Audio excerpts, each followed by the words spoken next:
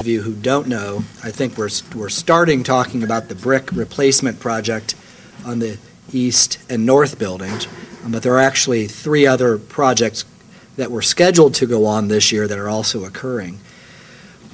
One of the things that is unique about the way in which we acquired the North Avenue apartments from Georgia State is that we actually purchased them. And state property being purchased from one agency to another is kind of a unique thing, and so we had some pretty brilliant people, led by Roz and others, to figure out a way to refinance things and do some things to come up with the money that Georgia State wanted for the village. But part of that money was earmarked to do improvements in that community that needed to be taken place. The buildings were 12 and 13 years old. They were built as the Olympic Village, you all know that. And there were some things that had not been serviced in quite some time by Georgia State. And so to bring them up to the standards that we have for housing, we needed money and time to do that. The money is very interesting in the bond that was written for Georgia State for our acquisition of the village. And most all that money must be spent by this coming June 30th.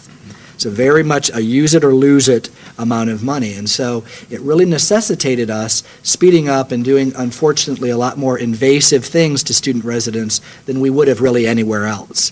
Most of the things that we were scheduled to do were things that we actually do in a lot of our residence halls, and we could have timed it well and helped students appreciate what we were trying to accomplish. The unfortunate circumstance was that the brick on the facade facing the connector on those 2 buildings was found to be inappropriately applied, and once we discovered that that was true, we really had to go forward and fix it. And that was really the piece that was not planned for in any of our contingency things, our ability to communicate to residents. So we had something that happened very quickly and very late in the summer that we weren't able to communicate as well as we should have, or certainly as well as students deserved. So that project really is the project that threw everything else off.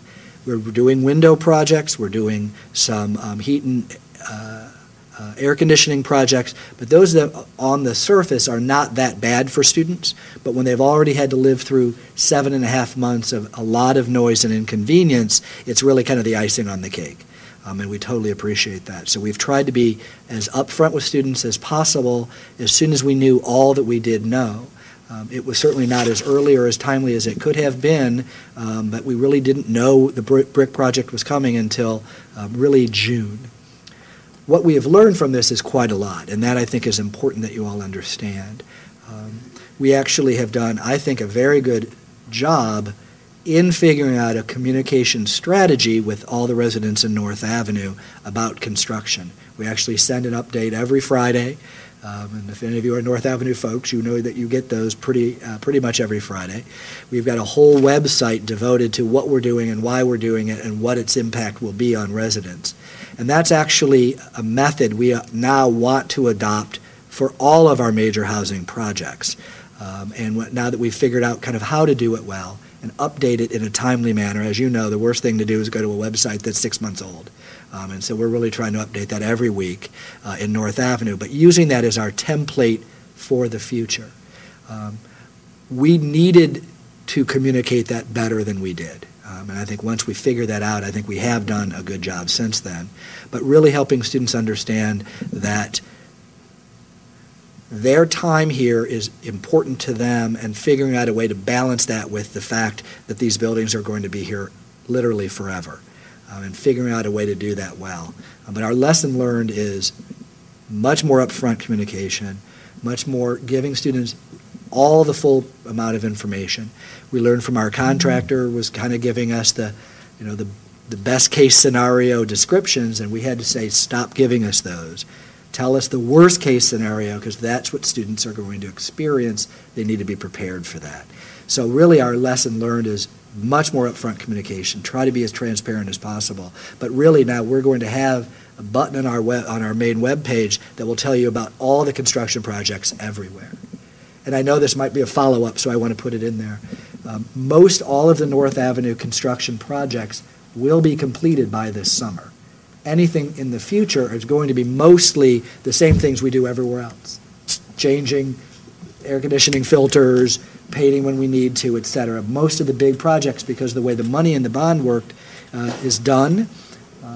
And then if we do have the opportunity to do some new construction in there for new amenities, that will be communicated to everyone. The one question you had was about signups. Right now, we're in the middle of housing registration, and because the deadline, housing registration is only deadline driven. Being early to sign up doesn't get you anything because it's based on how many hours you've earned at Georgia Tech. So right now, we're running about 70 people ahead of last year at this time in our sign up for housing, but we will get between 2,000 and 3,000 people who sign up this weekend because students don't want to give us their $600 any earlier than they need to. So right now, it's hard to say the demand if it's up or down, but from an overall perspective, we're not seeing anything drastically different in North Ave. But many students have asked the question on our website and through our information at housing, tell me about construction next year so I can make a good informed choice. And we believe we've answered all those questions satisfactorily. Let me add one thing to that. One of the things that's on the drawing board for the future is a dining hall at North Avenue. Now, we don't know exactly where that dining hall is going to be, and we're looking at various scenarios. And of course, the staging of that construction and the timing of that construction is going to be pretty darn important. And when it is done, there's going to be no way that it can be done, say, over the summer. When we do it, which obviously will not be this summer, definitely, positively, we will do as much of the noisy work as we can during the summer. But we will make sure, because it's something we know in advance, that we communicate to students who may live there, and we may make a decision depending upon where the construction is going to be, where the construction staging will be, et cetera, to take some of the rooms or part of a building offline. We will see when that time comes, but it's not this summer, and it's not this fall. That's not a project that will be started in the middle of any academic year. This is a question for Roz. What steps are auxiliary services taking to become a more sustainable and living space and to promote environmental conservatism? And what kind of priority is this for auxiliary services in the face of tightening budgets? Okay, I think you heard a lot about sustainability from the other people here. It's something that is pervasive, and we have incorporated it into every area as much as we can. Dan mentioned that we've worked very hard with students in RHA to set up a program there where we can conserve on electricity. That is a major issue for us because it's a way that we can save money and we can be sustainable. And that really is in the hands of the students so much more than in our hands. Last year, when we were in the midst of the drought, as you know, we took pretty drastic steps in dining. We eliminated all of the trays in the dining hall, which has saved a tremendous amount of water. What is it? How many thousands of gallons a day? It's 3,000 gallons a day. Yeah, 3,000 gallons of water a day, just not washing the trays. And we, at that time, went into every housing bathroom, replaced all the shower heads, the faucets with low flow faucets and shower heads.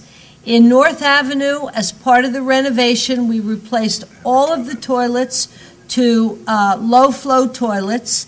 So that's another thing that we're doing. Now, as far as saving us money, we haven't saved any money on water because if you live in Atlanta, the prices have tripled, and they've gone higher as the use has gone down because Atlanta has a certain amount of infrastructure replacement it's doing, and it has to have money. So when it sells less water, it just raises the price. That's what a monopoly is and how it operates. Really, it is. So that's another area. I think housing also has been very aggressive in recycling, especially at the beginning and at the end of every year. A volume of cardboard boxes and other things in housing during the move-in period is very large, and they've worked with the campus